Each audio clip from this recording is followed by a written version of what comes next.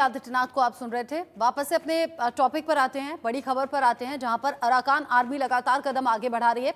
Major Shah, आप अपनी बात पूरी कर लें प्लीज।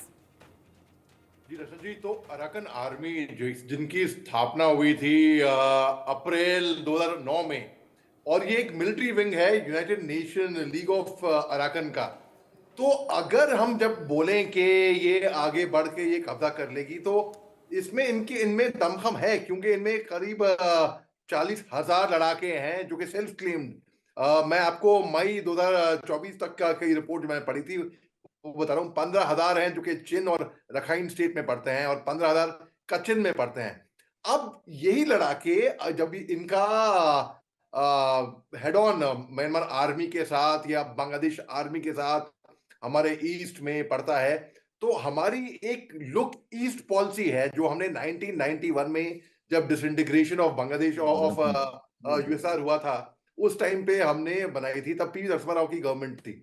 तो लुक ईस्ट पॉलिसी, तब वो लुक ईस्ट एक्ट ईस्ट हुई 2014 में। नरेंद्र मोदी साहब ने इसको कराया एक्ट ईस्ट पॉलिसी पे फर्क पड़ेगा। लेकिन बात ऐसी है कि अगर ये एक अपनी सरकार वहां बना देती हैं, हो सकता है, ये पॉसिबल है, नामुमकिन नहीं है बिल्कुल भी, ये बिल्कुल पॉसिबल है। और शुरुआत में 2010 की शुरुआत में अराकन आर्मी ने वो लड़े थे काचिन इंडिपेंडेंस आर्मी KIA, वो तत्मादव हुआ म्यांमार आर्मी फोर्सेस के साथ में लड़े थे ये।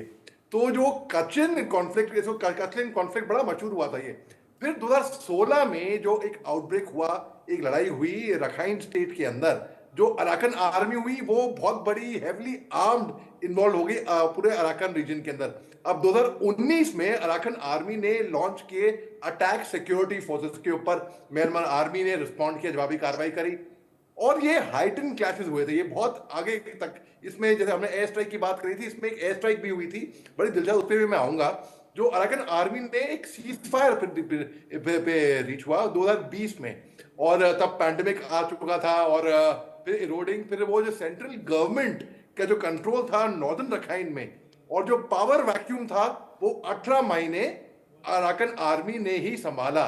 फिर कोविड-19 जब आ गया था, उसकी वजह से एक सीज फायर भी हुआ था, और ये मान लिया गया था। फिर क्या हुआ, म्यांमार सिविल वॉर में जब सीज फायर जब वो खत्म हो गई थी, मैं बता रहा हूँ जुलाई 2020 की बात, 2022 की बात।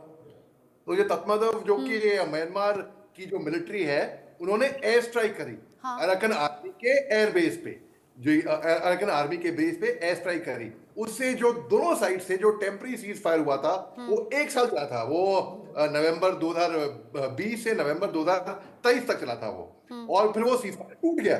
तो जाहिर सी बात है, तो इसमें क्या हुआ, एक लॉन्च हुआ सीरीज ऑफ वो ऑफेंसिव, कई सारे अटैक हुए। ऑपरेशन 1027 वो उसी के नाम से मशहूर है, उसको कहते हैं। अब उससे क्या हुआ, तो अराकन आर्मी में दमखम है, और उनके जो जो जो कमांडर हैं, commander in chief major general ट्वान मान नेंग, और जो वाइस कमांडर है, वाइस डेप्यूटी कमांडर है इनके, जो ब्रिगेडियर जनरल रोंग अवंग, इनकी मुलाकात भी हुई है, और प्रॉपर मीटिंग भी हुई है प्लानिंग से कि कैसे ये पूरा बांग्लादेश के ऊपर वैसे कब्जा जमा सकते हैं। और ये इनमें मैं अगर आपका सवाल सरल भाषा में बताऊं कि क्या अराकन आर्मी इन पे कब्जा कर सकती है, जी हाँ, कर सकती है जी। जिस तरीके से आपने पूरा सिनेरियो बता दिया, क्या घटनाक्रम कैसे हुआ और अभी क्या उसका इम्पैक्ट दिख रहा है, और आने वाले फ्यूचर में किस चीज़ की संभावनाएं हैं, आप तीनों ने ही बहुत अच्छे से इस खबर को समझाया और बताया। अपने व्यूज़ आपके क्या हैं इस पर, वो भी हमारे दर्शकों के साथ साझा किए। इसी के साथ में अनुज माथुर सर, संजीत सिरोही जी और मेजर शाह, आप तीनों का ही शुक्रिया इंडिया न्यूज़ के साथ जुड़ने के लिए। इसी खबर के साथ छोटा सा ब्रेक यहाँ पर ले रहे हैं, लौटेंगे।